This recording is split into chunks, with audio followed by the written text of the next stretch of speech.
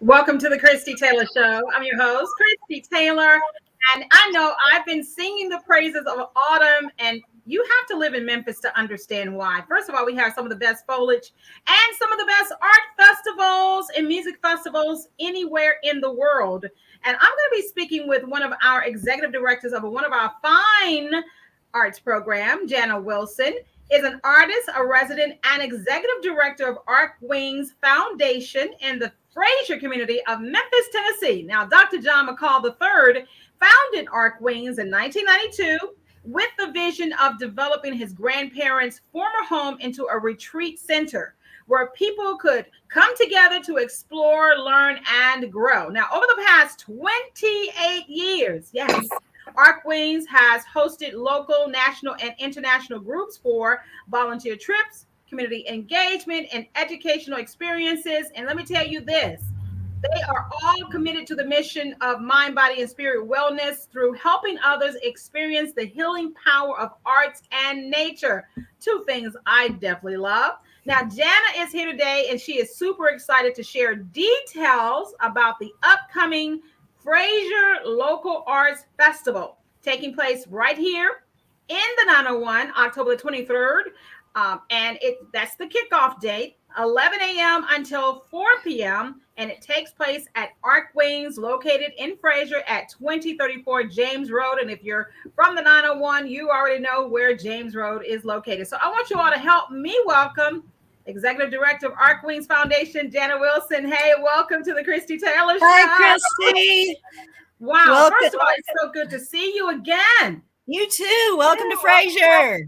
Welcome to Frayser, indeed. You know, many people don't know that I was, first of all, born in Washington, D.C., but when we moved south, we lived north of Memphis in the Tipton County area, Woodstock, Millington, and also had our time in the Raleigh and Frayser community. So James Road is one of those places, Warford, New Allen, oh yes, Watkins, all up and down those streets and byways and highways. So I am excited to find out through you and other art makers and power brokers how much art is happening in Frayser now.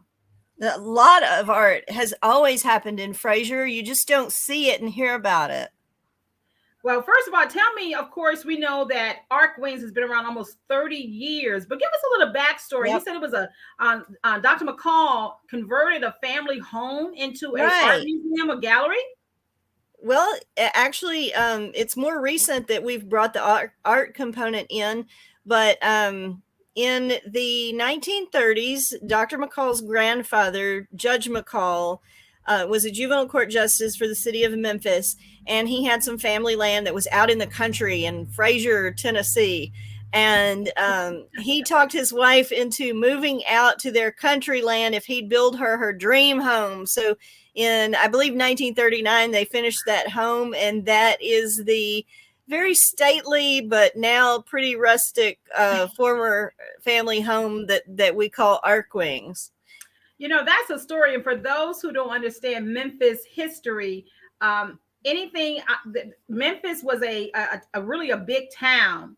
And as it began to spread, it did spread into like south toward Mississippi, eastward, and then northward would be definitely the North Memphis and Frayser community, which was back then it was the country. It was rural living at its finest. So when did you become associated with this organization? And prior to that, what was your entry into the art community? Okay, so Arkwings was founded in 1992. You mentioned that, and their focus was on a lot of, outdoor exploration and the 17 acres that we have. That's just beautiful old growth forest, pastures, green space. I came along to Arkwings. I mean, I've been involved with Arkwings. I live right around the corner. I'm a Frayser resident, long time Frayser resident, actually born and raised in Frayser, and I've gone and come back, but I live right around the corner from Arkwings. So I'd been to several events, and about 4 years ago, I had an opportunity to decide that I wanted to actually work in Frayser. And what I wanted to do was to find ways to to activate the Frayser community and just connect with all the different organizations that are active in Frayser. So I talked with Dr. McCall, and he said, yes, we would love to have you kind of come join us at Arkwings and see what we can make happen. And we've been in a transition phase. And because I'm an artist by nature, I'm connected with other artists. And these are the people who really showed up to Arkwings and said, hey, we can envision ways that we could grow here at Arkwings in this space. Mm-hmm. So that's kind of what prompted me to take that on as a full-time endeavor. And it has organically grown. I didn't come in with any designs. So, hey, let's bring art to Arkwings. It was more that's what has led me down the path. Okay. Are the mind, body, and spiritual experiences that people are having at Arkwings, and then say, hey, what if we do this? What if we grow in this direction? I had a chance, Laura Lynn Franklin, shout out to her. She is a local visual artist and poet that I knew moving back home from Detroit. We actually met at the Firehouse, which is something I'm not too far from, which is another one of these rehab spaces that artists and creators get a chance to hang out. So she, of course, has been very active in the Frayser art scene.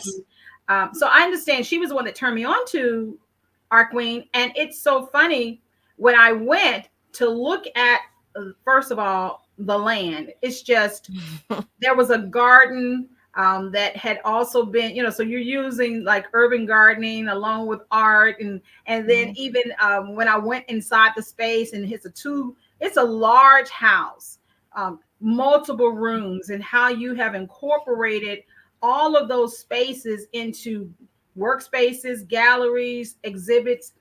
It just really showed the power of artistry when you think outside the box. So you yourself, an artist, have apparently been pushing the envelope for a while to be able to see the potential. So give me a little, Jana, if you would, a little backstory on your journey as an artist and what you seek to inspire in the new generation.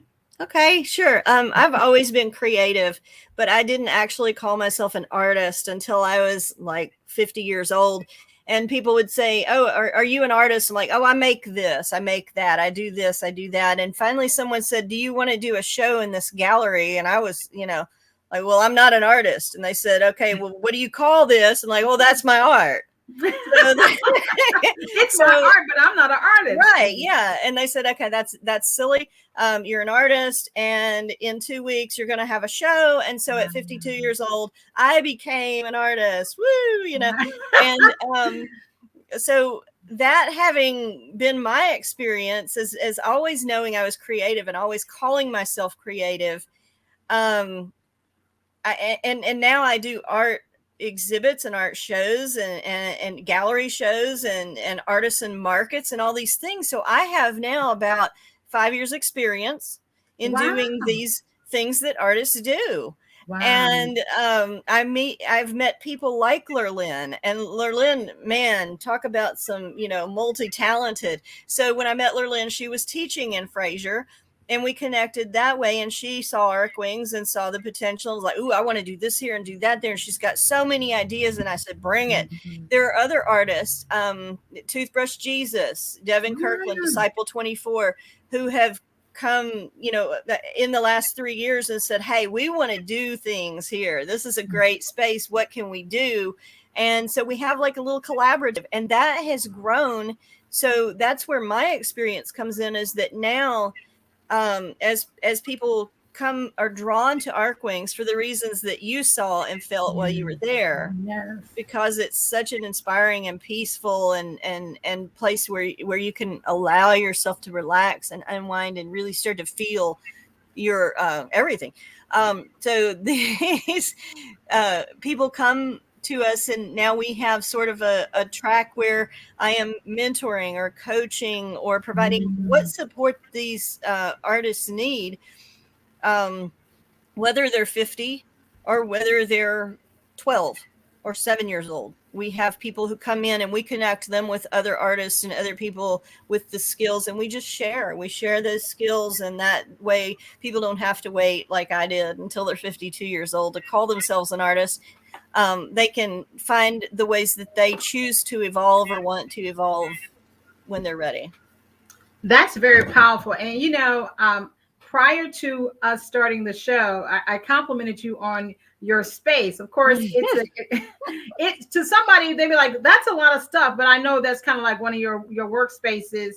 And as an artist, we put things where they need to be. And I referenced the fact that you noted some of the art that I have, and I love sculptures a lot, but I also the piece that's hanging above me is something that I've done. And most people know me as a media personality. Some know that I used to sing, but very few people know that I have a visual artist locked inside of me. So to hear that you started really expressing your artistry as a professional in your 50s resonates with me. So thank you, Jana. Well, so I have a question for you now. Yes. When you painted that, when you created that piece that's behind you on the wall, how did that make you feel? Why did you do that? I've always said, like you said, you used to say you were creative and that's your art, but you didn't name yourself an artist. I oftentimes create when I have a surge of emotions that I can't communicate any other kind of way. I like to journal, I create poetry, I used to write songs, and definitely I can still sing. But when I can't express it any other way, can't create a movie or can't create a play, it ends up on some form of a canvas. And honestly, let me tell you, Jana, what you're looking at is actually mixed medium. I use a lot of times when I don't have art, because I'm not an artist that buys things, I will find old makeup or whiteout or anything that can be used for coloring. If I had food coloring, I would probably put it on there. And this actually, the canvas, quote unquote, that it is actually a styrofoam. What? I had I loved glass tabletops for dining tables, for dining room tables. And this particular canvas was the styrofoam. And I have a pair. It's another one on another wall I have. It's literally styrofoam that was protecting the glass from the dining room table. Awesome. And before the guys could take that, I said, no, because I felt that I needed to put something on it. And I've had that since 2001. I painted that in 2001, and I felt amazing. I felt free. I felt that I had created and communicated something that I needed to say. And honestly, Jana, like yourself, you'll know, it happens at times when you want to communicate something, and I had just made a really big life change and move. And so that's what that piece always represents. Yeah. 20 years. That is, that I'm going to speak to your experience, because when we say that art is healing and nature is healing, that's the kind of experience that we want people to have. That's what people need to understand. Art is not something that's elite. It's not something that's up here that you have to know how to do anything. Writing in your journal is art. Walking around in nature, noticing the sights and sounds, using your senses, those are all creative experiences, and they're healing for us. Wow. So that's a form of wellness that is not encouraged from the time that we're children. It might be okay to draw and color when you're a child, but people don't tell you that you should keep doing that because it's good for you. If it feels good and you're creating something, that's a healing process for us as human beings. We are creative creatures. So that you did that and you made that out of makeup and you used what you had on hand. Go out and build a little fairy house under the tree made out of sticks and twigs. Right. That's what you do. That's your inner artist, and it's good for everyone. Wow. You brought up the power of healing as is part of your mission through nature and art, but you talked about wellness. Can you expound upon that for those who may not understand how nature and art lends to wellness? Okay, sure. I'm not an expert. I'm not a wellness. I'm not a healer. I don't claim all that. But our founder, Dr. McCall, who we talked about earlier, is very familiar. He has a PhD in anthropology. He's very well studied. And one of the things that he teaches is that wellness is more than the absence of illness. Wow. So you might not be ill, you might not have a cold, you might not have COVID, but that doesn't make you well. You know, when you say, how do you feel? Oh, I feel really well today. You may not some days. You know, you're not necessarily ill, but you may not feel well. So that's a mind thing, a body thing, and a spirit thing. So when we say wellness, that's what we're talking about. And there's research and there are studies all day long that I don't even try to memorize. But being in nature, being in connection with green space, with plants, even house plants, but being connected with nature is healthy for everyone. Now, Jana, one of the things that I said, and of course, I have to say that when I came out to Arkwings just to meet up and kind of get familiar with the space, I actually was able to pull from the garden. And I still have some of the chocolate mint and one basil plant that you told me to put it in the water, and it actually rooted. Oh, yay. And I finally put it in soil. So even that has been, as you say, a form of healing. Because, urban living oftentimes keeps us away from the earth. So thank you for that gift as well. Cool. Now, if someone's watching this, particularly if they're in the Mid-South region, and they want to come to Arkwings and experience that, give us some information on how they can just experience it in the everyday. And then we're going to talk about your upcoming event. Yes. Okay. So arkwings.org is our website. You can go on that website and sign up for emails. We try to get a newsletter out monthly, not always right on time with that. But you can also email us at info@arkwings.org. It's ARKWINGS.org. Or myself at Jana, JANA, at arkwings.org. And the first step is to just get in touch and schedule time to come out and walk around, see the space. And, anyone can do that. We are not open during any, wide open business hours right now, but we do plan to launch some open gallery days during the festival time. Starting on the 23rd, we'll have one day a week when people can come out and just walk around and see the gallery, walk around outside, enjoy the garden. And then we take it from there. If you feel like you want to join a particular program, we have, Toothbrush Jesus has weekly programs called Having Communion, and she leads her type of performance and body movement and healing motion workshops. So it's kind of always changing, but when we have the community garden, you can come out and just help. It's very simple, keeping things watered. It's fun to grow things. We're all learning that together. None of us are gardeners or even necessarily have a green thumb, but you're welcome to come out and see what the space is about, see how it feels and how you fit in. Wow, I love that. You've kind of touched on the 23rd. I'm going to put the flyer on the screen very quickly. Arkwings Foundation is going to be presenting their third annual Frayser Local Arts Fest. Give us some information about this. Oh, this is such a fun event. It has several components. We have the indoor space, obviously, is a visual arts gallery with also a small, one of the bedrooms upstairs has been converted into a performance studio. We'll have a video screening room in that room, different art exhibits in every room of the house. In the kitchen, we will have a culinary artist who will be selling her raw food creations, and also she's doing demos, and you'll get to sample some of the fresh a basil recipe from our own garden, and she'll be giving out recipes so you can try the simple recipes at home. We will have a performance schedule running throughout the day from about 11:30 until 3:30, and these are all local people, man. If you want to come out and sing, Christy, come out and sing.